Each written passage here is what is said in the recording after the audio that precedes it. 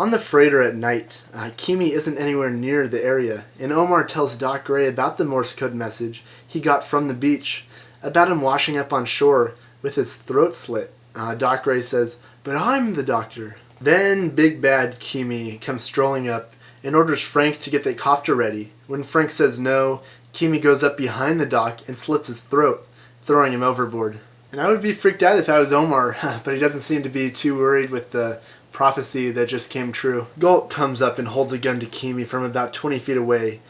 Kimi raises his arm and we see the same device again, and he says it's probably not a good idea, pointing to it and grinning. When Galt asks everyone what it is and turns his head, Kimi shoots him. Now the big question here is, what is the device? I think it's one of either a couple of things. It might be a device that will trigger some kind of explosion connected to the heart rate with bombs on the freighter. When Galt's about to shoot him, he comments saying it's probably not a good idea to do it.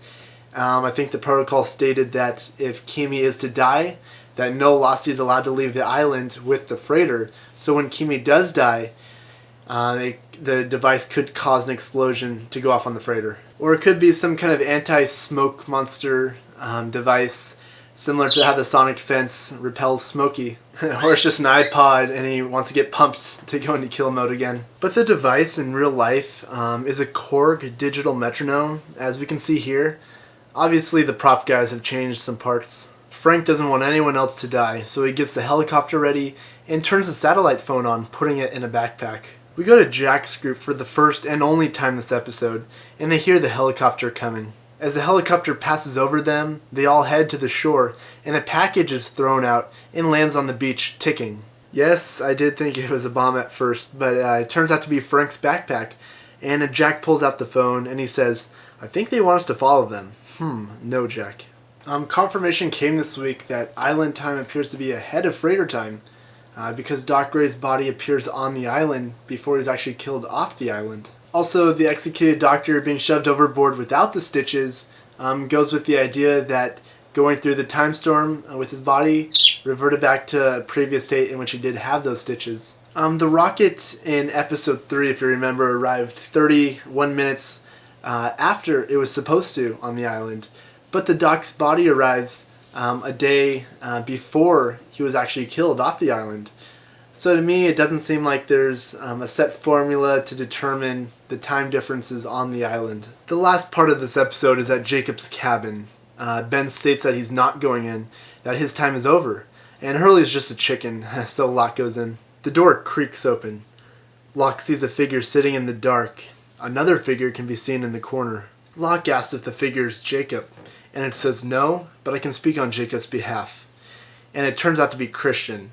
Now remember, we see him in Jacob's cabin last time in the season 4 opener. Locke states that he's there because he was chosen to be, and Christian says that's absolutely right. He hears a creak and turns around to face the other figure, which turns out to be Claire. He's wondering why she's there and where the baby is. She says it's all right that she's with him, meaning Christian, and that the baby is where it's supposed to be. And if that isn't the face of death, I don't know what is. It almost appears like she's possessed too.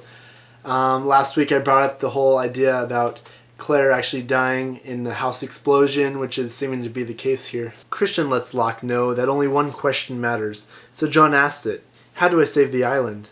Christian and Claire look pleased that he asked that. Now to me it doesn't seem like Christian is doing Jacob's will or speaking on his behalf. Last we heard of Jacob, he said, "Help me." Now why would he say that? It could be that Christian trapped Jacob somehow, and that he's playing his own game and trying to force his own agenda. And that being said, if Jacob is trapped by Christian, that means Ben wouldn't be out of grace with him, just that Jacob wouldn't be able to communicate with him. Christian says that Aaron is where he should be, but Charlie tells Hurley to tell Jack that he shouldn't be raising Aaron. Charlie surely isn't on Christian's side. Also remember, the fortune teller tells Claire that only you can raise the baby, and you alone. Why do Christian's clothes appear to be changed, and why is that important?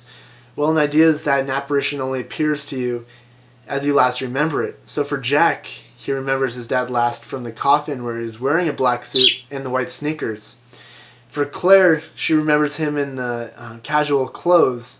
So I definitely think there's some significance to the clothes being changed. And also the producer said that The sneakers, the white sneakers, have some significance. The only thing I could think of for that was in the very first scene of Lost, where we see the sneakers on the trees. And Claire, it looked like she had the Cheshire Cat grin, the I know something that you don't know look. Outside is a classic moment of Hurley sharing the candy bar with Ben. It seemed like Hurley's way of saying, "You're one of us now." Then Locke comes outside the cabin and tells them that they're supposed to move the island.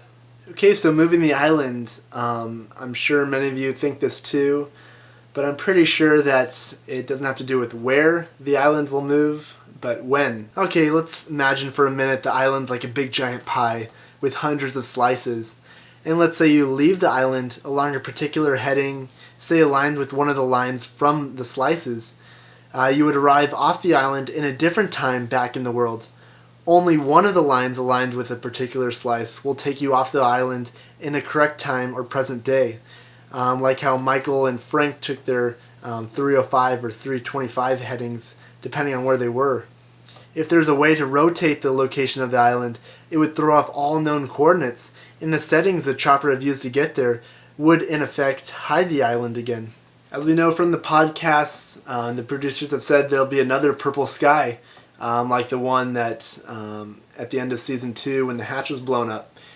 So I think that moving the island will cause another one of these, maybe by the end of the season. Okay, now for the unanswered questions part of this. Which item belonged to John already? What is the secondary protocol? What is the device strapped to Kimi's arm? What's up with Claire? And what does moving the island mean? Again, I'm interested to know what you guys think. I've given you some ideas as to what I think they might be. Just write a comment. I'd love to see what your ideas are. Okay, that's all for this recap. There's a lot of stuff I probably didn't go over, but I don't think you guys want it to be like an hour long, so I'll end here. Again, if you see any of the fast images like that one, write them down, write down which times they are, and the first 10 will be mentioned next episode. Next week is called There's No Place Like Home, and so are the 2 episodes after that. We have 3 more episodes left this season. I'll see you guys next week, and God bless.